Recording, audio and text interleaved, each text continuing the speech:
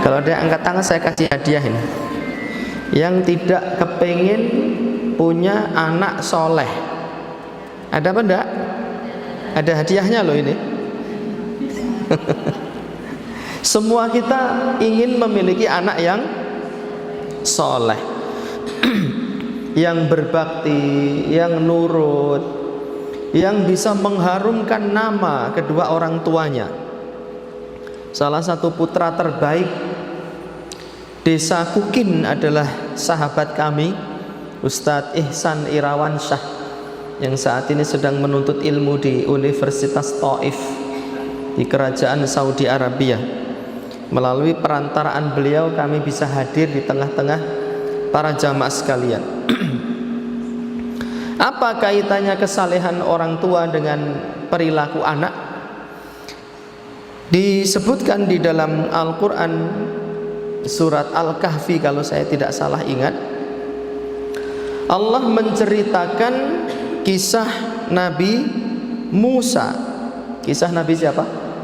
Musa yang ingin berguru dan menuntut ilmu kepada orang yang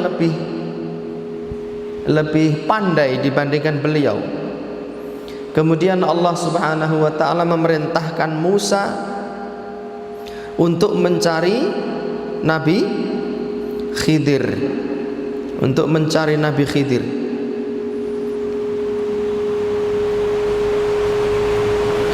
Dan di dalam surat Al-Kahfi disebutkan saat Nabi Musa mengikuti Nabi Khidir, di tengah perjalanan Khidir itu membunuh seorang anak kecil. Membunuh seorang anak kecil. Kemudian Nabi Musa protes. Kata Khidir, tunggulah, bersabarlah, karena engkau berjanji bersabar mengikuti aku. Mereka kembali berjalan dan Khidir menemukan perahu nelayan. Khidir pun melubangi perahu tadi. Kemudian Nabi Musa protes. Berikutnya Nabi Khidir memperbaiki rumah dua orang anak yatim yang miskin. Karena Nabi Musa ini sudah tidak sabar, maka Nabi Khidir memberikan hak jawabnya. Dan hak jawab Nabi Khidir terekam dengan jelas di dalam surat Al-Kahfi ayat 79. Ammas safinatu, kata Khidir, adapun perahu nelayan, fakanat limasakin, itu adalah milik orang-orang miskin, ya'maluna fil bahri, yang mereka bekerja di lautan. Fa'aradtu an aibaha, dan aku melubangi perahu milik mereka itu. Wa kana wara'ahum malikun ya'khudhu kulla safinatin ghasba, karena di tengah lautan itu ada perompak, ada perampok, ada bajak laut yang akan merampas harta benda, bahkan membunuh para nelayan itu. Sehingga aku melubangi perahu itu dalam rangka untuk menyelamatkan. Di ayat 80 Khidir mengatakan, wa ammal gulamu, adapun anak kecil yang aku bunuh, fakana abawahu mu'minaini, kedua orang tuanya itu orang yang beriman. Fakhashina ayyurhiqahuma tughyana wa kufra, aku khawatir anak itu akan tumbuh dewasa menjadi anak yang durhaka dan menjadi penjahat kelas kakap. Daripada anak ini nanti membunuh orang banyak, lebih baik aku bunuh. Membunuh satu orang untuk menyelamatkan banyak orang. Begitu. Boleh nggak seperti itu? Apa kita lebih kehilangan banyak orang dalam rangka mempertahankan satu orang? Membunuh satu orang untuk menyelamatkan banyak orang, itu yang lebih bijaksana daripada mempertahankan satu orang tapi kita mengorbankan ratusan orang. Fa'aradna an yubdilahuma rabbuhuma khairan minhu, dan kami mengharap semoga Allah mengganti dengan anak yang lain yang kelak akan tumbuh menjadi anak-anak yang berbakti. Wa ammal jidaru, adapun tembok yang aku perbaiki, tembok rumah reot yang aku perbaiki, fakana li gulamaini yatimain, itu adalah milik dua anak yatim fil Madinah yang hidup di kota. Wa kana tahtahu kanzul lahuma, dan di bawah rumah itu ada harta karun yang terpendam milik kedua anak yatim itu. Wa kana abuhuma shaliha, dan kedua orang tua dari anak yatim itu, ayah dari kedua anak yatim itu adalah orang yang soleh. Ini tadi kisah disebutkan di dalam Al-Quran dalam surat apa ibu-ibu? Surat Al-Kahfi. Itu bukan cerita fiktif, bukan kisah yang terekam di sinetron, tetapi itu wahyu dari Allah Subhanahu wa ta'ala, menceritakan kejadian masa lampau tentang kisah perjalanan Nabi Musa di dalam menuntut ilmu, dan terkandung banyak hikmah, pelajaran yang bisa kita petik, bisa kita gali. Seorang nabi saja dia itu masih haus ingin menuntut ilmu, apalagi kita yang bukan nabi. Kita harus lebih semangat lagi di dalam menghadiri majelis ta'lim. Nah, fokus kita malam hari ini adalah membahas makna dari firman Allah Subhanahu wa ta'ala, wa kana abuhuma sholiha. Ayah dari kedua anak yatim itu adalah orang yang soleh. Apa makna ayat ini? Al-Imam Muhammad bin Shalih Al-Utsaimin rahimahullahu ta'ala mengatakan di dalam tafsirnya, fakana min wa kana abuhuma sholiha syukrillahi lihadzal abis sholih. Allah Ta'ala mengatakan bapak dari kedua anak yatim yang ditolong oleh Khidir, yang rumahnya dibenerin, dan di bawah rumah ada apa tadi? Harta karun yang banyak. Itu sebagai bentuk syukurnya Allah, sebagai bentuk terima kasihnya Allah lihadzal abis sholih, kepada ayah yang soleh, kepada bapak yang baik. An yakuna raufan bi abnaihi, dengan cara apa? Dengan cara Allah itu memiliki sifat welas asih kepada anak-anak dari ayah yang soleh tadi. Wa hadza min barakatis salah, ini termasuk keberkahan dari sifat soleh fil aba, yang melekat pada diri ayah. An yahfadzallahul abna'a lahu bilutfihi, Allah akan menjaga anak-anaknya orang yang soleh dengan kemaha lembutannya.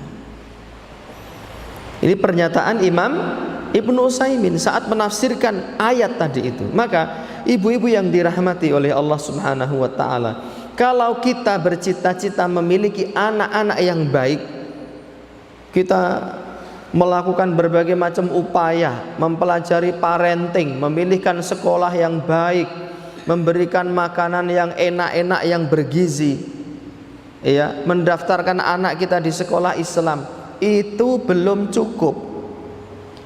Cara yang paling efektif adalah dengan menjadikan diri kita sebagai orang-orang yang soleh, sebagai orang-orang yang baik. Kalau kita taat kepada Allah, menjauhi larangan Allah, ayat ini menjelaskan Allah akan menjaga anak-anak kita. Bayangkan kalau kita hanya memilih sekolah favorit, dikasih uang saku anak, dikasih seragam, dikasih makanan bergizi, sementara ibu-ibu memiliki anak yang tiap hari main apa? Main setan gepeng. Tahu gepeng nggak? Gepeng itu apa? Pipih, ya. Setan yang berwujud benda yang pipih, yaitu apa? HP, ya. Fitnah dari HP ini luar biasa loh, mengerikan, ya. Dia pamit sekolah, ternyata dia bikin janji. Anak kita misalnya cowok bikin janji sama cewek, anak kita cewek bikin janji sama cowok. Kita menyangka anak kita sekolah, ternyata dia main dengan para penjahat di luar sana. Ngeri gak itu? Mengerikan itu. Terutama anak perempuan, seperti berdiri di atas ujung tanduk, sangat berbahaya. Supaya Allah menjaga anak-anak kita dengan kasih sayang Allah, melindungi mereka dari berbagai mara bahaya, kita harus menjadi orang-orang yang soleh, orang-orang yang taat, orang-orang yang senantiasa melaksanakan ajaran agama. Dan ketaatan itu berkah para jamaah. Karena Imam Ibnu Utsaimin mengatakan wa hadza min barakatis salah fil aba. Ini merupakan keberkahan dari kesolehan seorang ayah. Jadi saat kita menjadi orang yang baik itu, kebaikannya itu akan kembali kepada kita, kembali kepada orang-orang di sekitar kita, dan kembali kepada anak keturunan kita. Setelah keutamaan dari Allah Subhanahu wa ta'ala, saya yakin-yakinnya saya dan teman-teman tidak akan sampai di tempat ini untuk menyelenggarakan tabligh akbar di Masjid Agung Sumbawa. Itu tidak akan terjadi. Semua pertama atas izin Allah, yang kedua atas jasa Ustadz Ihsan Irawansyah, anaknya Pak Haji, hafizahullahu ta'ala. Maka kesolehan beliau tidak hanya untuk beliau sendiri. Kesolehan beliau telah membawa kami dan teman-teman untuk melakukan kegiatan di sini. Insya Allah kemanfaatannya dirasakan oleh orang banyak. Itu namanya keberkahan. Keberkahan itu adalah kasratul khairi wa ziyadatuhu wa dawamuhu.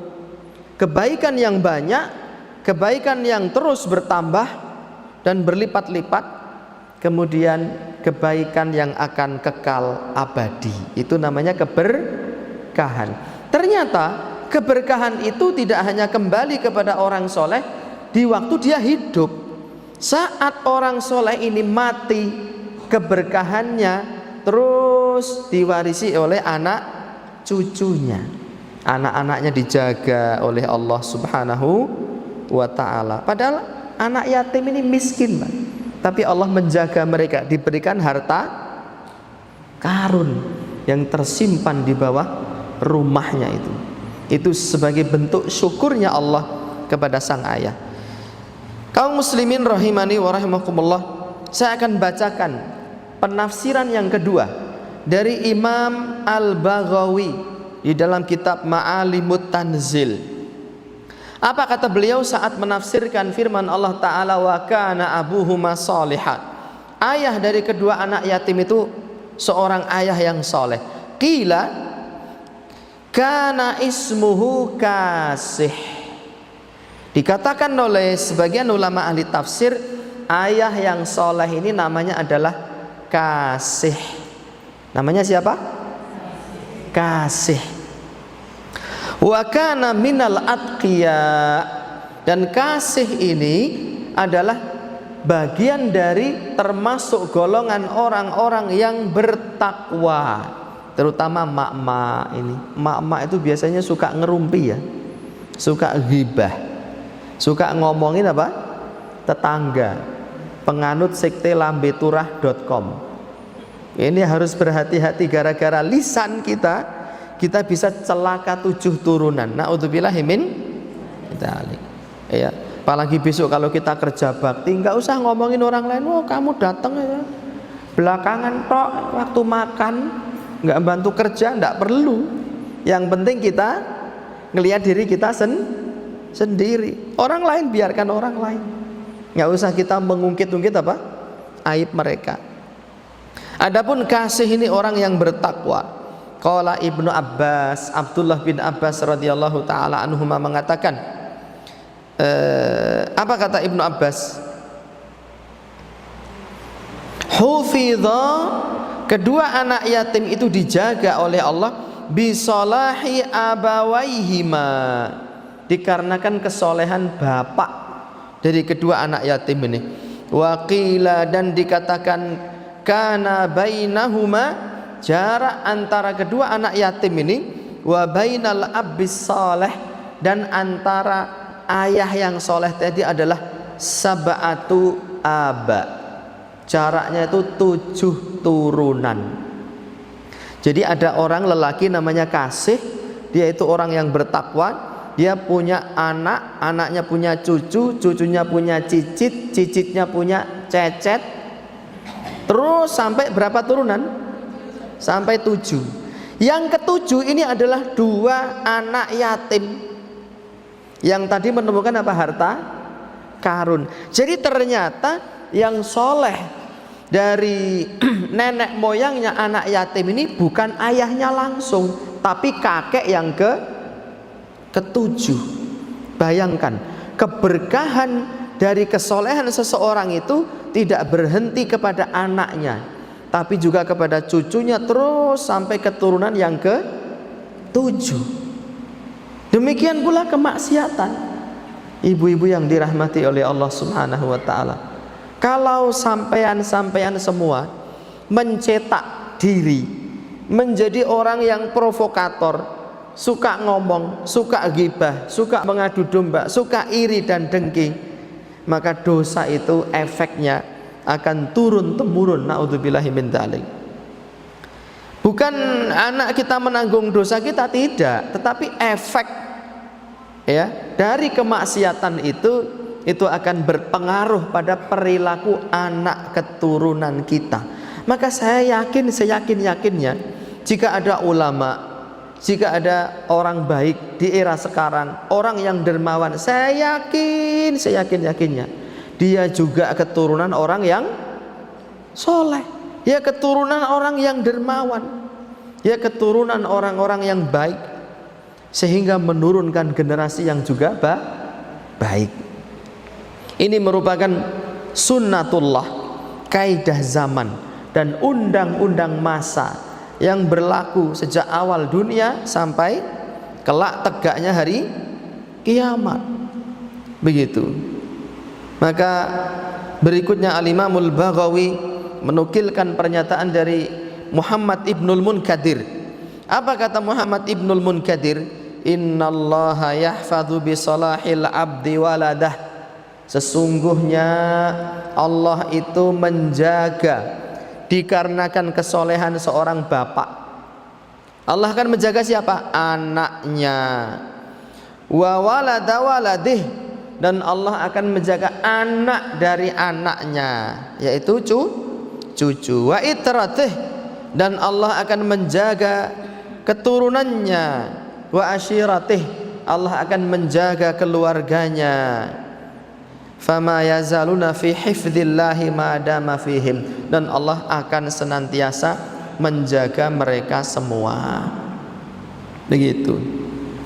Kita juga melihat ada anak sekolah, mahasiswa yang nggak tahu apa-apa, tahu-tahu menjadi korban kejahatan, dirampok di jalan, dibunuh, diperkosa, ditipu orang. Ada yang dijanjikan pekerjaan ternyata ditipu di luar negeri sana. Mungkin karena memang ibunya tidak mendoakan anak-anaknya, ibunya tidak berupaya untuk mencetak dirinya menjadi ibu yang solehah. Maka pesan penting yang pertama dan utama dari judul pengajian kita adalah, kalau kita menginginkan anak kita menjadi anak-anak yang sukses di dunia dan di akhirat. Apa sukses di dunia? Ya bermanfaat bagi orang banyak, diberikan kehidupan yang tenang, damai, bahagia, dan selamat dari sengatan api neraka. Tugas orang tua bukan hanya mencari nafkah, tapi juga memberi suri tauladan. Anak-anak sekarang disuruh pakai jilbab, susahnya minta ampun, maunya pakai rok pendek. Kenapa? Karena ibunya juga nggak pakai jilbab. Padahal saya membaca sejarah Sumbawa ini adalah kesultanan Islam. Sumbawa ini dipimpin oleh seorang raja yang muslim. Di zaman dulu para wanita muslimah di Sumbawa ini mereka tidak hanya pakai kerudung, mereka pakai cadar terbuat dari kain sarung. Saya baca itu foto dokumentasi para wanita Sumbawa di era dulu. Dan kaum muslimin di Pulau Lombok dulu pernah diserang oleh kerajaan Hindu dari Karangasem di Bali. Siapa yang membantu kaum muslimin Lombok? Yaitu orang-orang Sumbawa, umat Islam Sumbawa. Mereka menyeberang, ya mungkin dari Pototano apa dari mana dulu pelabuhannya dulu, lalu sampai ke pelabuhan mana? Kayangan. Mereka membantu umat Islam di Lombok. Jadi nenek moyang bangsa Sumbawa ini adalah orang-orang yang baik, para ulama, para sultan, dan para mujahid fi sabilillah. Mari kita jaga warisan nenek moyang kita dengan melaksanakan ajaran agama Islam sebaik yang kita mampu, agar Allah Subhanahu wa taala memberkahi diri kita, memberkahi keluarga kita, masyarakat kita, dan anak-anak keturunan kita, dan kelak supaya kita bisa berkumpul dengan mereka di surga Allah selama-lamanya. Amin Allahumma amin ya rabbal alamin. Kaum muslimin rahimani wa rahimakumullah wa a'zakumullah. Kemudian selain perilaku orang tua yang baik, Nabi Shallallahu Alaihi Wasallam di dalam hadisnya yang mulia itu juga memberikan bagaimana sih perilaku yang baik itu kepada anak-anak kita, agar anak-anak kita tumbuh menjadi orang yang baik.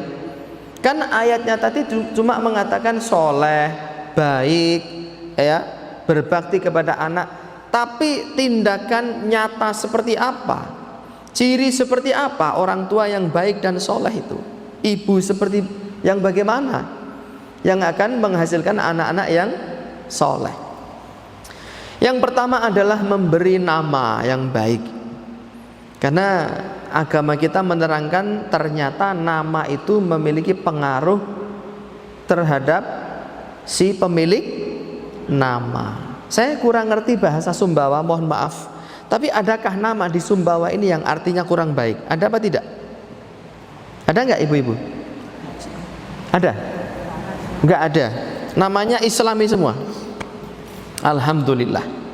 Kalau di Jawa itu ada orang punya anak dikasih nama Pedet. Pedet itu artinya anak sapi. Bayangkan manusia diberi nama sapi. Ya, ada tuh anak-anak yang suka dikasih tahu orang tuanya, sukanya tidak memberi manfaat kepada orang banyak, malah memberikan apa? Madorot, gangguan Pak. Nyetel musik kenceng 24 jam, duar, tetangganya lagi sakit gigi, dia nyetel musik duar gitu. Terus punya motor knalpotnya dibikin apa? Racing itu, suaranya kenceng, gitu. Ada tetangganya stroke, mati. Karena kaget mendengar apa? Knalpot itu. Itu mengganggu. Dan itu haram itu dilakukan. Kita bercita-cita memiliki anak tuh, ya seperti Ustadz Ihsan, memberi manfaat kepada orang banyak. Bangga nggak kita sebagai orang tuanya? Bangga. Anak kita dikenal oleh orang banyak, memberi manfaat kepada orang banyak, berkah barokah. Bukan anak yang justru bikin masalah di mana-mana, ditangkap polisi, ya, ikut tawuran, kelahi sama anak dari desa lain, atau ketangkep karena nyolong. Naudzubillahi min dzalik, memperburuk citra dan nama baik orang tuanya. Nanti dia main narkoba, minum minuman keras. Naudzubillahi min dzalik. Nah, kita sering-sering menggendong anak kita dan sering didoakan, Allahumma inni uhibbuhu fa ahibbah. Ya Allah, aku cinta anak ini, maka cintailah dia. Ibu-ibu yang dirahmati oleh Allah Subhanahu wa taala, ada di antara kita itu merasa jengkel kalau anaknya minta gendong. Capek, ibu tahu nggak? Kamu kalau minta gendong sama sapi sana aja. Itu saya dengar Pak dari tetangga saya, kalau di Sumbawa nggak ada kayaknya, nggak ada bedanya. Jangan marah-marah ketika anak kita yang masih kecil pengen minta gendong. Kalau kita capek, misalnya kita lagi nggak pengen gendong, ya dikasih tahu pelan-pelan. Atau kita capek, kita bangun niat, ya Allah saya capek, tapi saya niatkan menggendong anak saya dalam rangka mengikuti ajaran baginda Rasulullah Sallallahu Alaihi Wasallam. Semoga saya dapat pahala dan semoga anak saya menjadi orang-orang yang berbakti. Apa toh efek dari sering menggendong anak-anak kita? Ada kontak fisik antara orang tua dengan anak-anak. Ya. Semakin kita dekat dengan anak kita, maka akan tumbuh bibit cinta di hati anak-anak. Ya. Nanti kalau mereka sudah tumbuh dewasa, mereka nurut sama orang tua, tidak dendam. Di mana-mana terjadi pertengkaran antara orang tua dengan anak, karena anak haus kasih sayang, tidak pernah digendong. Ya. Demikian juga suami istri. Kalau LDR sering berpisah, ditinggal kerja ke luar negeri, hancur Pak. Anak dengan orang tua jauh, hancur Pak. Orang tua harus menjalin kedekatan dengan anak. Dengan cara apa? Digendong, didoakan. Yang ketiga, diciumi. Mencium anak itu adalah bukti kasih sayang. Nabi punya anak-anak diciumi. Terus ada satu sahabat itu bertanya kepada Nabi, ya Rasulullah, atuqabbiluna sibyanakum? Apakah engkau menciumi anak-anakmu terus wahai Nabi? Amma ana fala uqabbiluhum. Kalau saya ini tidak pernah nyiumi anak-anak saya. Faltafata ilaihi Rasulullah sallallahu alaihi wasallam. Rasul lalu menoleh kepada sahabat tadi dan mengatakan, awa amliku laka inna za'allahu min qalbika rahmah. Saya tidak punya kekuasaan apa-apa saat Allah mencabut kasih sayang dari dalam hatimu. Hadis ini riwayat Bukhari di dalam kitab Al-Adabul Mufrad, menjadi dalil bahwa orang tua yang tidak pernah menciumi anak-anaknya itu orang tua yang tidak punya kasih sayang. Pertama. Yang kedua, nanti sewaktu-waktu orang tuanya menasihati anak ini, memarahi anak ini, maka anak ini tidak akan mau menerima nasihat orang tua. Itu efek buruknya. Efek buruknya juga, anak ini akan menyimpan dendam, kesumat dan kebencian kepada orang tua. Kalau di dalam rumah kita sering bertengkar dengan anak, ya, mengangkat suara, teriak-teriak, anak kita juga berani sama kita. Fix final itu pasti. Masa kecil anak ini jarang digendong, jarang diciumi, jarang didoakan, sehingga masalah itu terkumpul dalam waktu yang lama, terakumulasi, meledak menjadi apa? Kenakalan remaja. Ketika itu orang tua sedih Pak, hatinya kayak diiris-iris. Dibentak anaknya, ada yang naudzubillahi min dzalik, ada anak berani mukul orang tuanya, nendang orang tuanya. Kenapa? Itu pasti karena anak dan juga ada peran orang tua yang tidak memperhatikan anaknya. Dia mikir yang penting anak saya kasih makan, saya sekolahkan, saya kasih pakaian, sudah selesai. Jawabnya tidak cukup. Islam bukan hanya memerintahkan orang tua untuk kasih makan, tetapi juga memberi contoh kepada kita agar menjalin kedekatan dengan memberi nama yang baik, sering digendong, sering diciumi, dan sering didoakan. Kalau ini sudah kita lakukan, insya Allah, dan kita menjadikan diri kita orang-orang yang soleh, insya Allah Allah subhanahu wa ta'ala akan menjaga kita dan menjaga anak-anak kita menjadi orang-orang yang berbakti dan mengharumkan bukan hanya nama orang tuanya, mengharumkan nama besar desanya, mengharumkan nama negara dan bangsanya. Amin Allahumma amin ya rabbal alamin. Sebelum ditutup, jika ada pertanyaan dipersilahkan. Ada tidak? Ada. Kalau ada silahkan, yang bertanya saya kasih hadiah berupa uang tunai. Kalau tidak ada yang bertanya, saya yang bertanya, yang bisa menjawab kasih uang tunai. Silahkan Bu. Ibu siapa namanya? Kabelnya sampai nggak ya? Atau dari situ nggak apa-apa? Nggak apa-apa, silahkan. Kabelnya nggak sampai kayaknya Bu.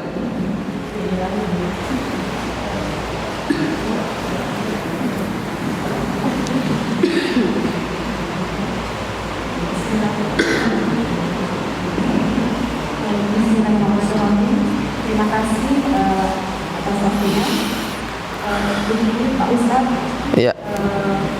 dalam mendidik anak, misalnya kita sudah berusaha untuk sabar dalam mendidik anak, kita sudah berusaha untuk apa istilahnya istiqomah dalam mendidik anak, dalam artian kita selalu menahan rasa amarah.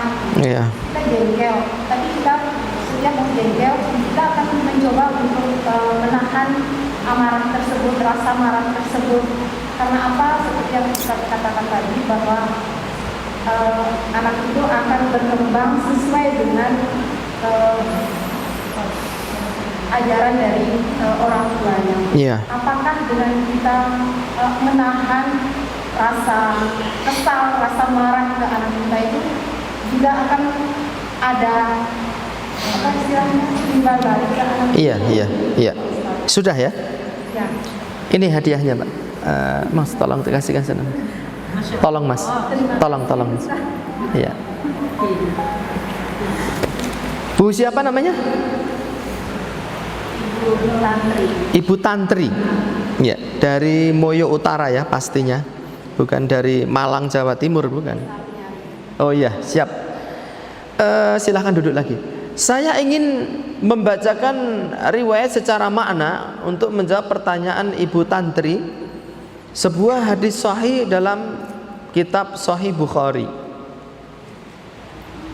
tentang kisah seorang pemuda ahli ibadah bernama Juret. Dia membangun musola di tengah hutan dan fokus ibadah. Lalu dia diganggu oleh wanita pelacur untuk berzina. Dia tidak mau. Lalu pelacur ini pergi dan berzina dengan seorang tukang gembala sapi sampai hamil. Ketika hamil dia menghadap kepada Pak Kades, kepala desa. Pak Kades itu si Juret yang tukang ibadah di hutan itu, dia itu seorang pezina.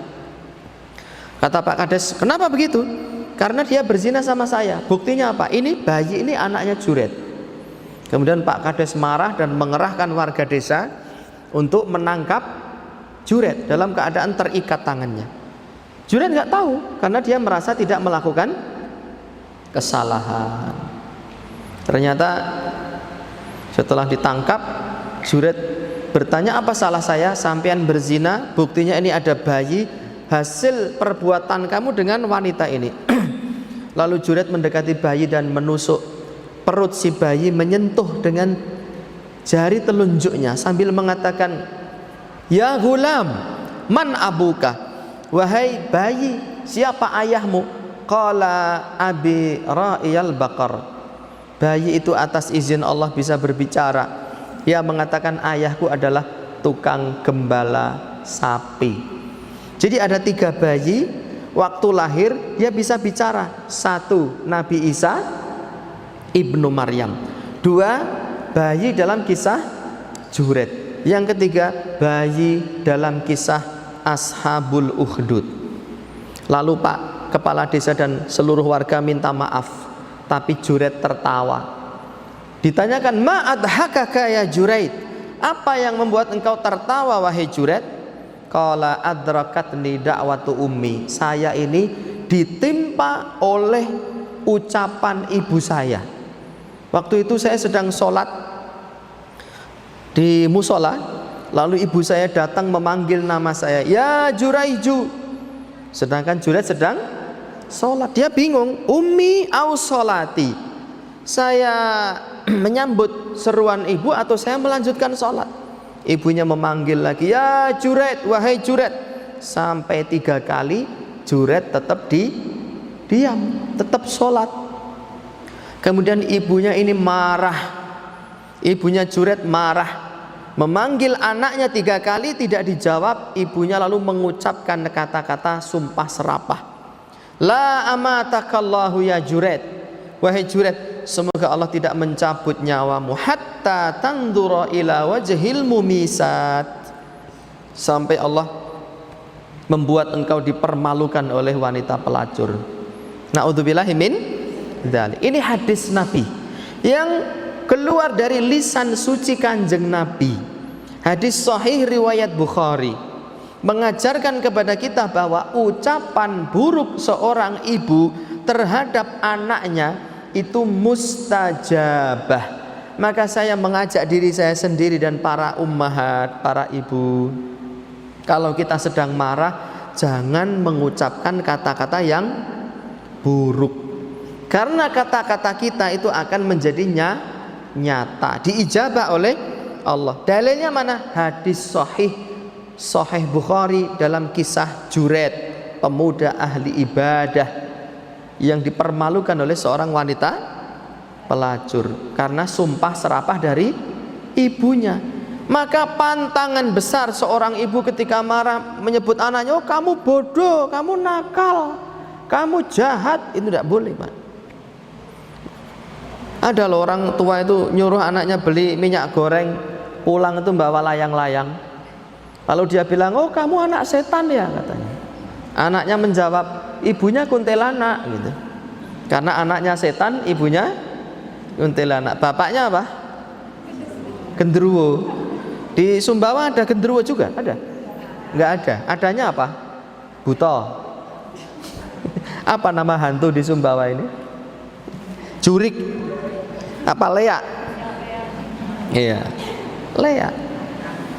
Loh, nanti ibu-ibu yang punya HP, saya ngelihat ada beberapa ibu pegang HP, atau sekarang juga boleh buka YouTube, diketik di YouTube, di mesin pencari YouTube itu, ya, anak kera dari Gorontalo. Silahkan sekarang diketik anak kera dari Gorontalo di YouTube ya. Itu berisi berita televisi nasional tahun 2009 tentang kelahiran seorang anak perempuan berwujud kera, hitam, penuh bulu ya. Waktu itu dia usianya 9 tahun, 2009 loh. Kalau sekarang berapa tahun? Yang bisa menjawab saya kasih hadiah uang tunai. Tahun 2009 usianya 9 tahun. Tahun 2006 berapa usianya? Silahkan. Masuk 16? Salah lah. Berapa? 18. 2009 itu usianya 9 tahun. 2006 berapa? 26. Iya betul itu. Silakan itu. Ini mas, tolong mas. Nggak usah tepuk tangan, ini nanti buat beli teh udah habis ya. 2006 lah. Iya. Kalau 2009 itu usianya 9 tahun, berarti dia lahir tahun berapa?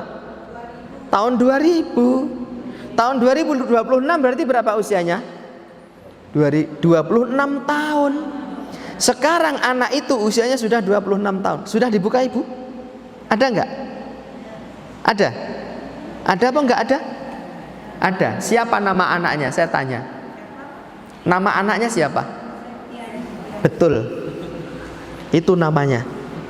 Waktu itu dia usia 9 tahun.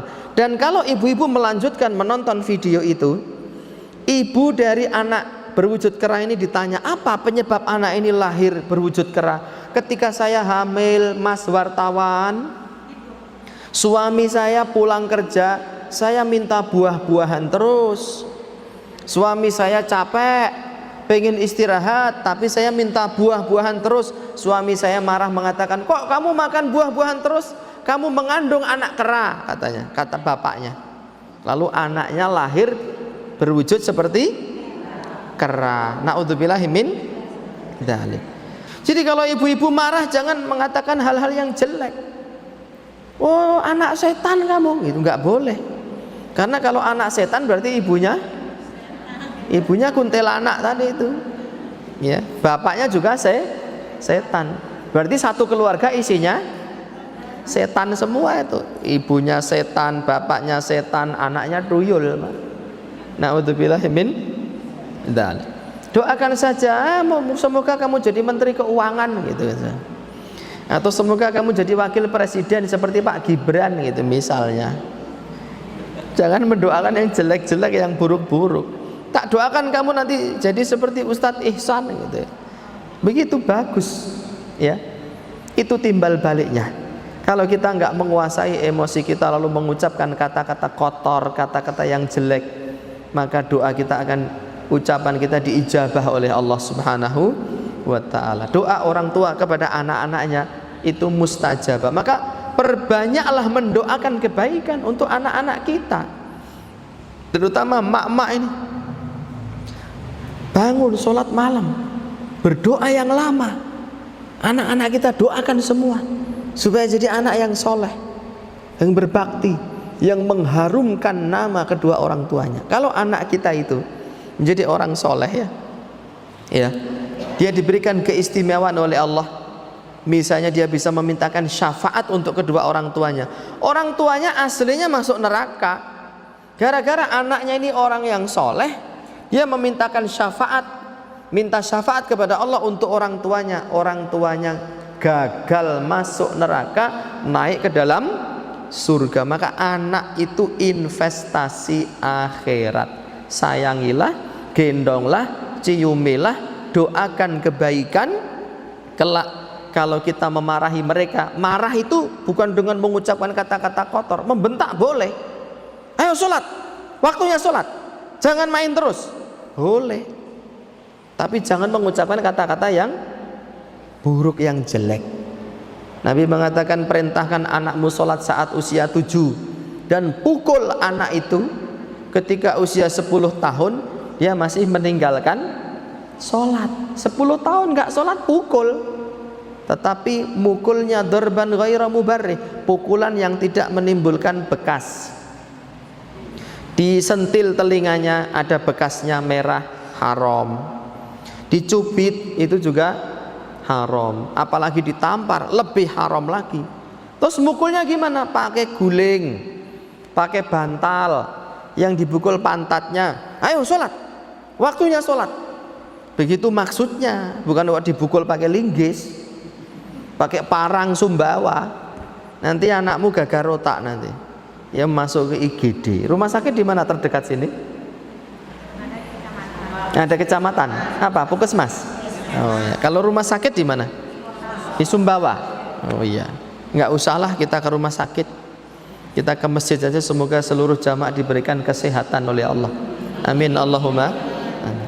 Ada pertanyaan kedua? Silahkan. Waalaikumsalam. Bu siapa namanya? Saya Veronisa, saya memiliki 3 putri, Ustaz. Iya. Tanya. Ya. Bagaimana? Apakah betul, Ustaz, makanan yang kita berikan kepada anak-anak kita selain tips langkah-langkah untuk mensolehkan anak, apakah betul salah satunya makanan yang halal? Iya. Sudah? Masih Ustaz, belum? Oh masih. Silakan. Karena kalau saya sudah terlanjur memberikan makanan anak saya dari yang haram, seperti misalnya riba, Ustaz, kami berhimpun di situ, Ustaz. Terus bagaimana saya memperbaiki hidup saya ini supaya anak-anak saya ini menjadi anak yang soleh, Ustaz, karena saya sudah terlanjur misalnya berikan makan anak saya melalui riba. Iya. Waalaikumsalam warahmatullahi. Ini hadiahnya. Ya, silahkan Bu Khairun Nisa. Ya, sama-sama. Ibu Khairun Nisa punya 3 orang putri. Siap-siaplah menerima pinangan 3 lelaki. Mencarikan anak mantu untuk putri-putrinya. Apakah benar makanan itu memiliki pengaruh pada diri dan perilaku anak-anak kita? Jawabnya sangat benar sekali, banget nemen pol. Dan barang yang haram itu ada 2. Yang pertama haramun lidzatihi. Haram dikarenakan zatnya memang haram, seperti daging anjing, daging babi, haram. Ya. Meskipun disembelih bismillahi Allahu akbar tetap haram, Pak. Babi kok, anjing, makan tikus misalnya, atau minum darah ditampung, dikasih bawang, garam sama micin, sudah membeku digoreng, itu konon rasanya enak dan memang enak. Ustadz pernah dulu waktu kecil karena belum tahu. Itu haram. Agama kita melarang kita mengkonsumsi darah. Yang kedua, haramun likasbihi. Haram dikarenakan cara mencari rezeki ini dengan cara-cara yang haram. makanan apa yang favorit di desa Kukin ini? Makanan apa? Hah? Sinang. Singang itu apa? Oh, kuah kuning ikan itu ya. Singang. Singang itu halal apa haram? Halal. Tapi kalau kita nyuri singang kita makan, halal apa haram? Kenapa haram?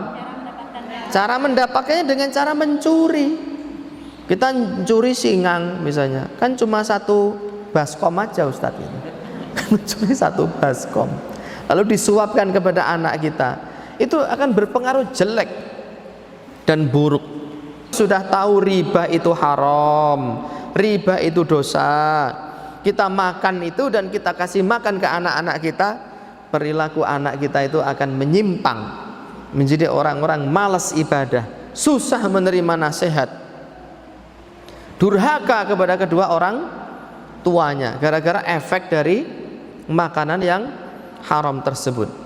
Yang ketiga, ketika kita sudah tahu bagaimana cara melepaskannya, langsung ditinggalkan secara total makanan haram itu.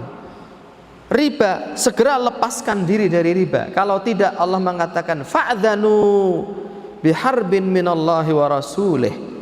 Umumkan perang kepada Allah dan Rasulnya orang-orang yang masih berkecimpung dengan harta riba. Riba itu apa? Ngasih pinjaman ke orang 100.000, kembalinya 110.000.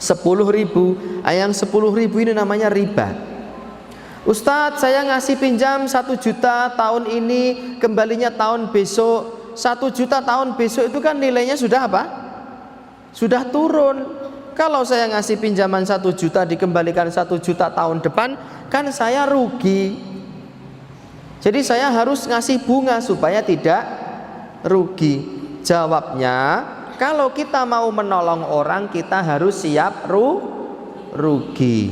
Kira-kira saya dan teman-teman datang ke Kukin ini, rugi apa untung? Secara matematis. Secara matematis rugilah kita. Kita beli sapi ke sini, beli tiket pulang, tiket pesawat ke Jawa ke sini itu sampai transit ke Lombok 2 kali. Ya. Perjalanan dari Jawa Tengah menuju Surabaya naik kereta, tiket lagi.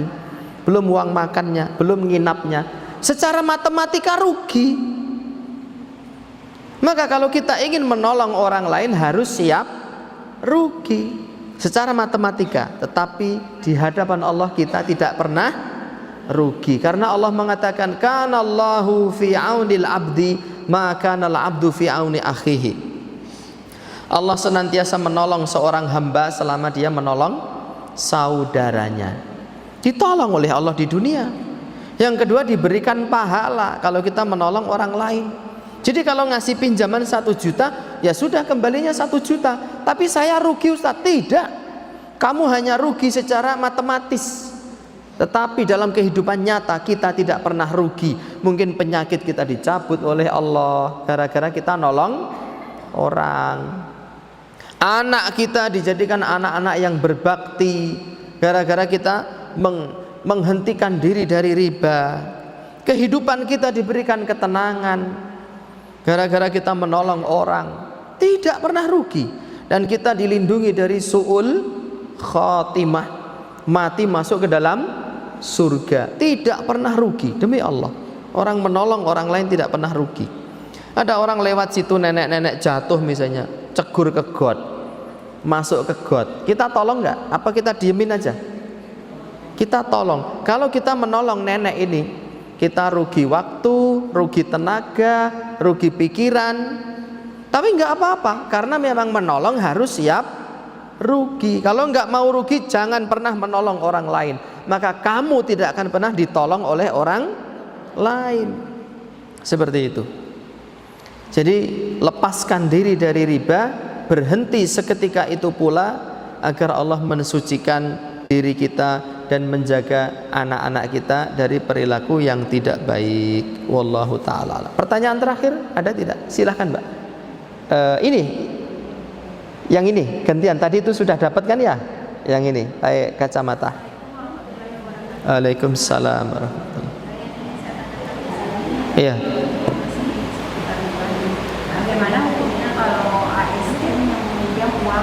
bank syariah. Iya. Sudah. Ini Mas. Oh iya. Bu siapa namanya? Ibu? Yuni. Ya. Amin ya. Seorang mau ASN, mau petani, mau nelayan, mau ustadz, mau kepala desa, mau camat atau bupati atau wakil presiden, kalau dia nyari pinjaman dan ada bunganya, terlepas dari nama ya, ada sebagian pinjaman itu dibalut dengan embel-embel syariah, embel-embel islami, embel-embel sesuai dengan agama, tapi selama masih ada bunganya, itu namanya riba. Itu namanya riba. Dan kita tidak boleh melakukan pinjaman riba kecuali dalam keadaan yang sangat mendesak sekali banget, nemen pol. Anak kita sakit, perlu biaya, kalau nggak dibawa ke rumah sakit dia akan mati. Kita udah nyari pinjaman lunak yang tanpa bunga, nggak ada, minta tolong ke takmir masjid, ke yayasan Islam, nggak ada yang mau bantu, sudah mentok kita, sudah terjepit kita, baru kita boleh cari pinjaman riba. Karena kalau nggak lakukan itu, anak kita akan mati. Tapi selama masih ada cara lain, ya, artinya kondisi kita belum kondisi darurat, maka tidak boleh kita melanggar aturan Allah, ya, hanya karena kita pengen beli anu.